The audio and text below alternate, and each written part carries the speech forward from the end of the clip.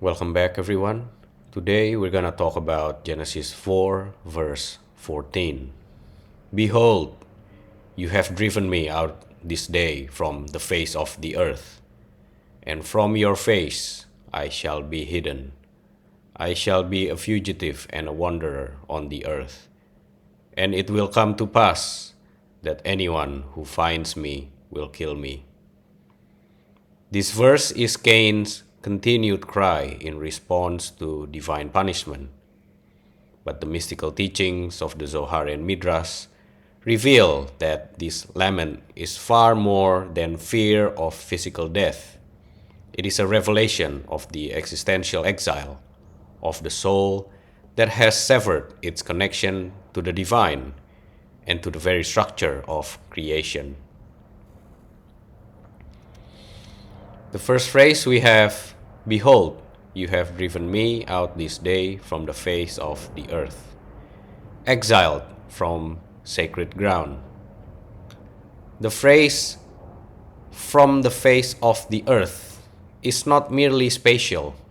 It means banishment from the divine presence manifests in creation.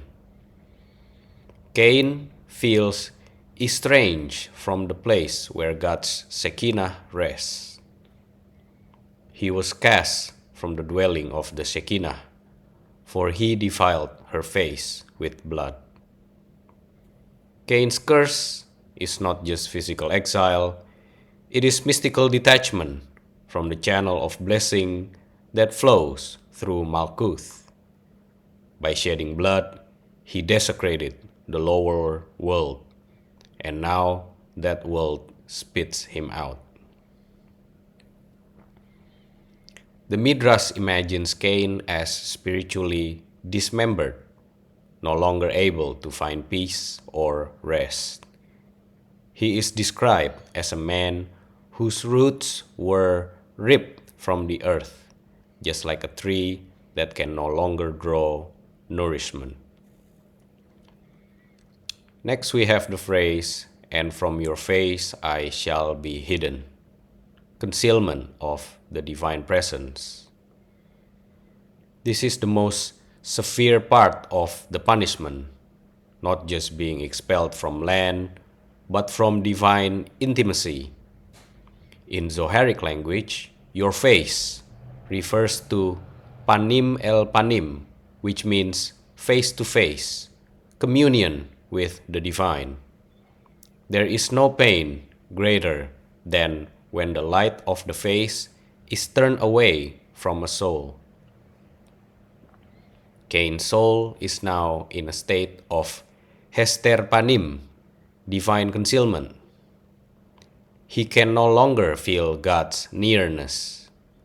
This is not God abandoning him, but the natural spiritual effect of his own actions, which severed the inner connection. The Midrash emphasizes Cain's awareness that without divine light, he is vulnerable to destruction. The rabbis compare this to a king turning his face away from a traitorous servant. The servant becomes vulnerable to all enemies. Next, we have the phrase, I shall be a fugitive and a wanderer. Inner dislocation. Repeating this earlier phrase, Cain emphasizes his internal exile.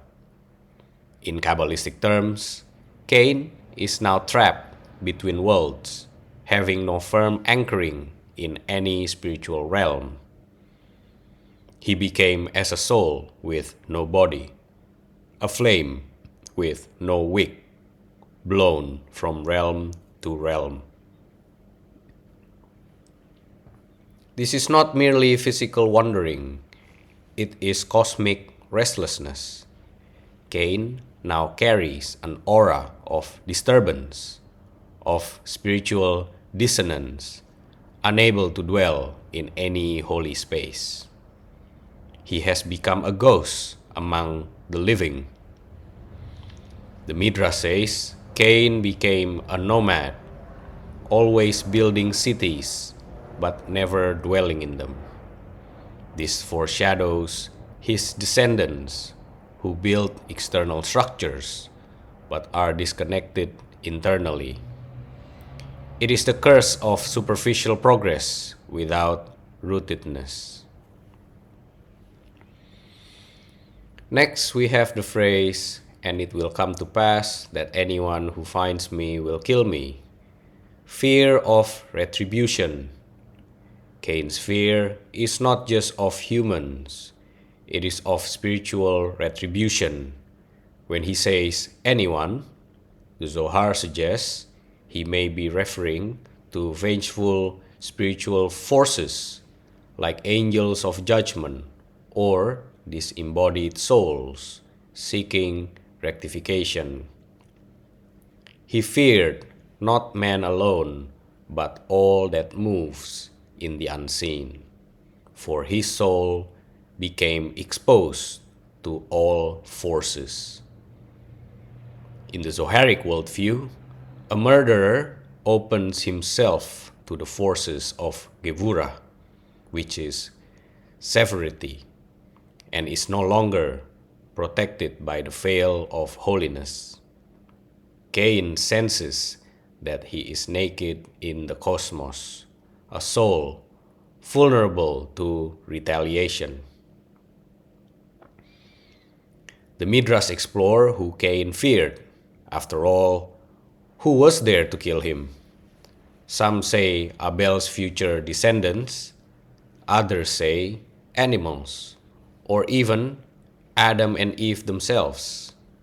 One Midrash says he feared his own guilt would destroy him, manifested in projected fear. The Kabbalistic symbol behind the verse, Cain as the wandering force of unrectified power. Cain becomes the archetype of unrectified Gevurah, power without balance. His wandering is a metaphor for energy without vessel, will without wisdom, force without holiness. He carried fire in his bones, but had no altar to place it. Thus, his fear of being killed represents the fear of dissolution, the instability of one who has become a cosmic anomaly, no longer part of the sacred structure of being. To summarize, Genesis 4 verse 14 is Cain's deep cry, not only of fear, but of spiritual estrangement. The Zohar and Midrash illuminate this as the voice of a man who realizes he is cut off from the source, yet still lacks full teshuvah. This verse teaches the greatest pain is not external punishment, but separation from the divine. When a soul breaks its bond with the source, it becomes a wanderer in all worlds, never at peace, until it chooses to truly return. That's it for today. Thank you very much for your donation. Be blessed, everyone, and I will see you on the next episode.